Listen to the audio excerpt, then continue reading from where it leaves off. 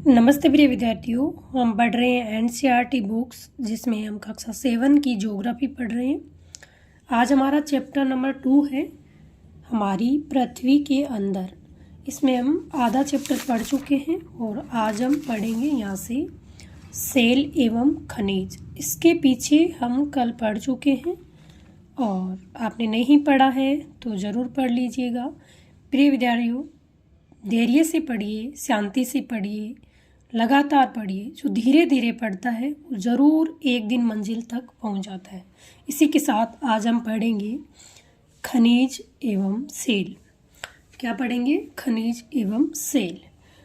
पृथ्वी की परपटी अनेक प्रकार के सेलों से बनी है। प्रिय विद्यार्थियों, ये कॉन्सेप्ट वाला चैप्टर है। यहाँ से प्रश्न पूछे जाते हैं। अगर कॉन्सेप्ट आपके समझ में आ गया तो प्रश्न गलत नहीं होते, और कॉन्सेप्ट अगर नहीं समझ में आया तो प्रश्न सही होने के चांस बहुत कम रहते हैं। इसलिए आप ध्यानपूर्वक पढ़िएगा। पृथ्वी की परपटी अनेक प्रकार के सेलों से बनी है। पृथ्वी की परपटी बनाने वाले खनिज पदार्थ के किसी भी प्राकृतिक पिंड को सेल कहते हैं। आपसे पूछे कि सेल किसे कहते हैं। अगर आप किसी रिटन एग्जाम में बैठते हैं तो आपसे पूछेंगे कि सेल किसे कहते हैं, तो आप बताओगे पृथ्वी की परपटी बनाने वाले खनिज पदार्थों के किसी भी प्राकृतिक पिंड को सेल कहते हैं। सेल विभिन्न रंग, आकार एवं गठन की हो सकती है। मुख्य रूप से सेल 3 प्रकार की होती है। कितने प्रकार की होती है? 3 प्रकार की होती है। वो कौन कौन सी होती है? आग्नेय इग्नियस सेल, अवसादी सेंडिमेट्री सेल और कायांतरित से मोटामेर्फिक सेल कहते हैं। इनके जो 3 सेल होती है इनके आपको वैसे याद रखना है, आग्नेय, अवसादी और कायांतरित। आपको पूछे कि आग्नेय सेल का अन्य नाम इग्नियस, या पूछे कि इग्नियस सेल का अन्य नाम आग्नेय, सेंडिमेट्री अवसादी, कायांतरित मेटामॉर्फिक, ये इनके दूसरे नाम देके भी आपसे प्रश्न पूछा जा सकता है। द्रवित मैग्मा ठंडा होकर ठोस हो जाता है। क्या होता है? द्रवित मैग्मा ठंडा होकर ठोस हो जाता है। इस प्रकार बने सेल को आग्नेय सेल कहते हैं। यहाँ पर बता रहा है कि आग्नेय सेल का निर्माण किस प्रकार होता है। द्रवित मैग्मा होता है, वो ठंडा होकर ठोस हो जाता है। इस प्रकार बने सेल को आग्नेय सेल कहते हैं। इन्हें प्राथमिक सेल भी कहते हैं। जो आग्नेय सेल होते हैं उनको प्राथमिक सेल भी कहते हैं। पूछा जा सकता है कि प्राथमिक सेल किसका नाम है? आग्नेय का, अवसादी का, कायांतरित का। तो आपको ध्यान रखना है आग्नेय सेल का। आग्नेय सेल 2 प्रकार की होती है, फिर अंतर्वेदी सेल और बहिर्वेदी सेल। पूछा जा सकता है आग्नेय सेल कितने प्रकार की होती है? 2 प्रकार की होती है, अंतर्वेदी सेल, बहिर्वेदी सेल। क्या आप ज्वालामुखी से निकलने वाले लावा की कल्पना कर सकते हैं? वास्तव में आग की तरह लाल द्रवित मैग्मा ही लावा है। पूछा, यहाँ कह रहा है कि वास्तव में आग की तरह लाल द्रवित मैग्मा ही लावा है जो पृथ्वी के आंतरिक भाग से निकलकर सतह पर आता है। जब द्रवित लावा पृथ्वी की सतह पर आता है, ये तेजी से ठंडा होकर ठोस बन जाता है। क्या कह रहा है कि जब द्रवित लावा पृथ्वी की सतह पर आता है, ये तेजी से ठंडा होकर ठोस बन जाता है। परपटी पर इस प्रकार से बने सेल को बहिर्वेदी आग्नेय सेल कहते हैं।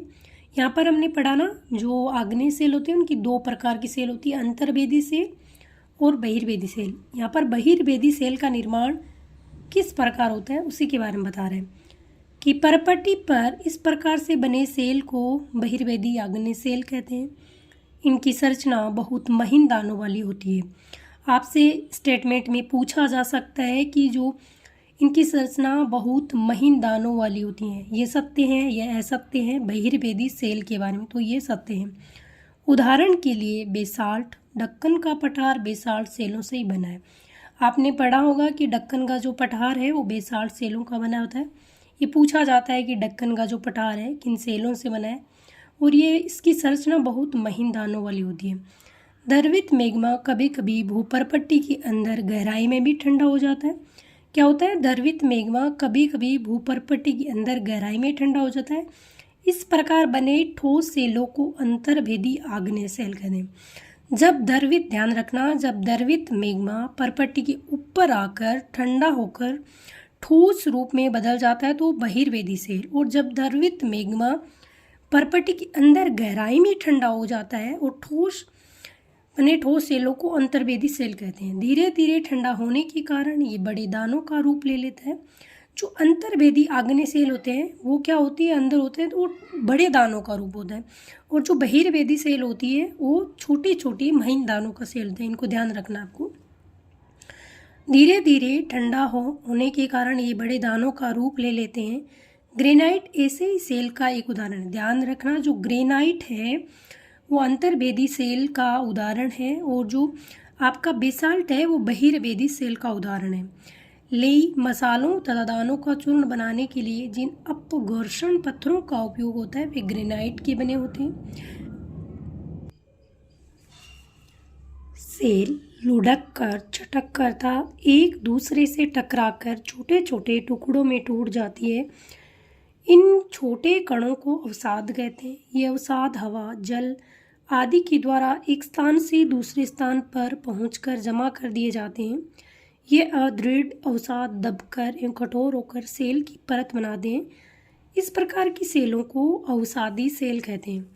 यहाँ पर बता रहा है कि अवसादी सेलों का निर्माण किस प्रकार होता है। 3 प्रकार की सेल होती है, आग्नेय, अवसादी और कायांतरित। हमने पढ़ा कि जो आग्नेय सेल है वो 2 प्रकार की होती है, अंतर्वेदी और बहिर्वेदी। उनका निर्माण किस प्रकार होता है, यहाँ पर बता रहा है कि अवसादी सेल का निर्माण किस प्रकार होता है।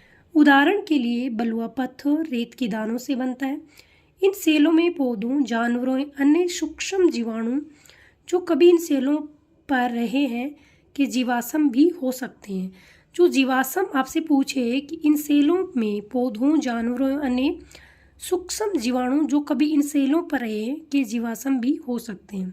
पूछे कि जीवाश्म किस प्रकार की सेलों में पाए जाते हैं, तो अवसादी सेलों में पाए जाते हैं।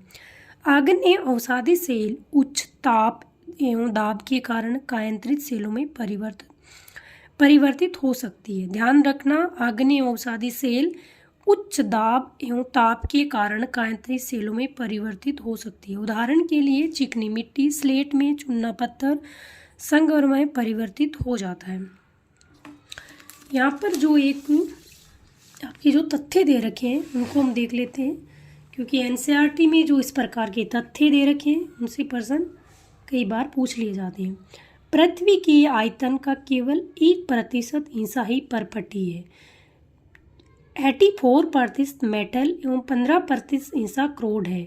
प्रिय विद्यार्थियों, ध्यान रखना, पृथ्वी की 3 परत होती है, परपटी, मेटल और क्रोड, जिसमें परपटी आपका 1% है और मेटल आपका 84% है और आपका जो क्रोड है वो 15% है। ऊपरी परत आपकी परपटी है, उसके नीचे मेटल है और आंतरिक परत है वो आपकी क्रोड है। पृथ्वी की त्रिज्या, ये प्रश्न इसी रूप में पूछे जाते हैं। पृथ्वी की त्रिज्या 6371 किलोमीटर है। कितनी है आपसे पूछे, सीधा पूछा जाएगा कि पृथ्वी की त्रिज्या कितनी है। यहाँ पर एक और तथ्य दे रखा है। इग्नियस, लेटिन शब्द इग्निस जिसका अर्थ है अग्नि, सेंटीमेट्री, लेटिन शब्द सेंटीमेटम जिसका अर्थ है स्थिर, मेटामॉर्फिक, ग्रीक शब्द, ध्यान रखना ये दोनों लेटिन शब्दों से बने। ये मेटामॉर्फिक, ग्रीक शब्द मेटामॉर्फोस जिसका अर्थ है रूप परिवर्तन। इग्नियस को हम कहते हैं आग्नेय चट्टान, सेंटीमेट्रिक को हम कहते हैं अवसादी, मेटामॉर्फिक को कहते हैं कायांतरित चट्टान। एक तथ्य यहाँ पर दे रखा है, जीवाश्म क्या होते हैं। कई बार ये रिटन एग्जाम में पूछा जाता है कि जीवाश्म क्या होते हैं।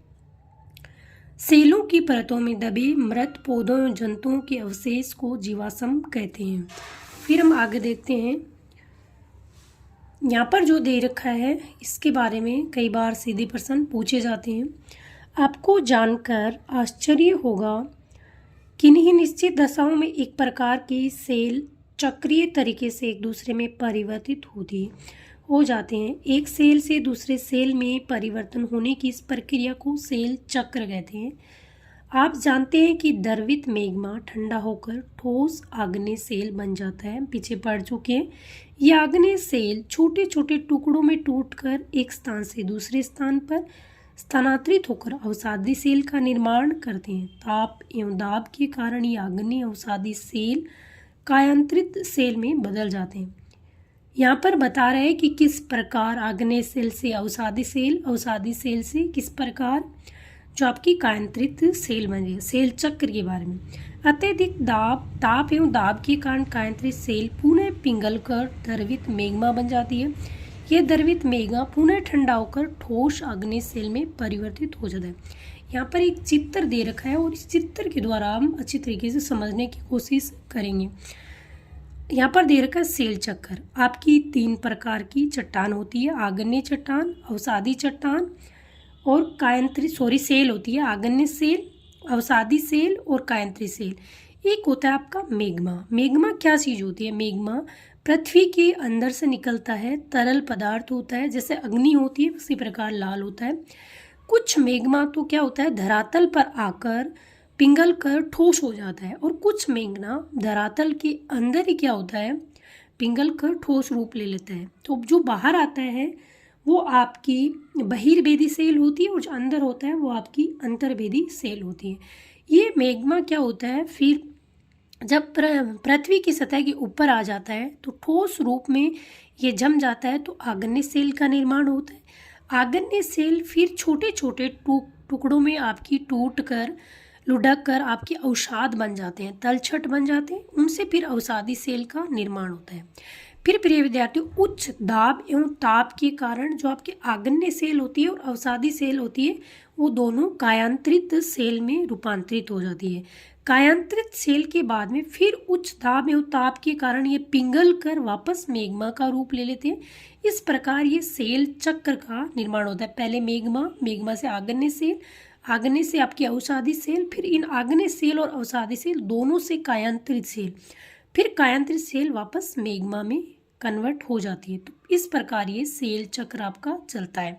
और यहाँ से प्रश्न पूछे जाते हैं कि आग्नेय सेल का निर्माण किस प्रकार का होता है, आग्नेय सेल कितनी प्रकार की होती है, अवसाद क्या होते हैं, अवसादी सेल का निर्माण किस प्रकार होता है, कायांतरित सेल का निर्माण किस प्रकार होता है, मैग्मा क्या होता है। तो इसको आपको ध्यान से पढ़ना है।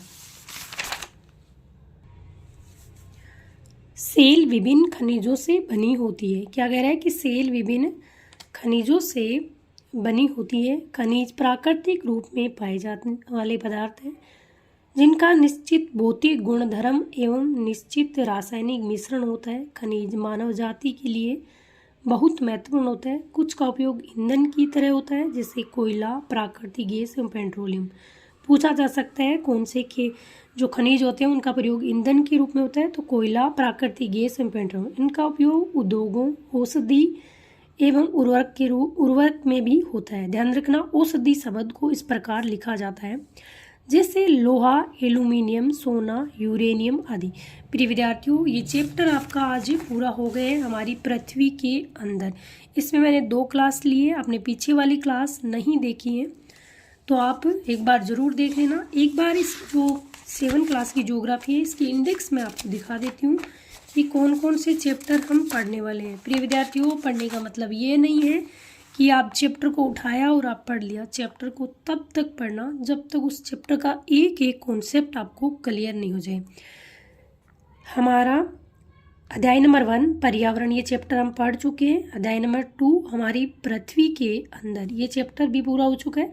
कल हम पढ़ेंगे हमारी बदलती पृथ्वी। तो पीछे वाले चैप्टर नहीं पढ़े हैं तो आप ज़रूर पढ़ लेना। हम पढ़ रहे हैं हमारा पर्यावरण, कक्षा 7 की ये ज्योग्राफी की पुस्तक। प्रिय विद्यार्थियों, कक्षा 6 की ज्योग्राफी पूरी हो चुकी है, आपने नहीं पढ़ी है तो कक्षा 6 से आप स्टार्ट कर दीजिए कि आज हम ये 13 क्लास ले चुकी हूँ। आज ये हमारी 14 नंबर की क्लास है।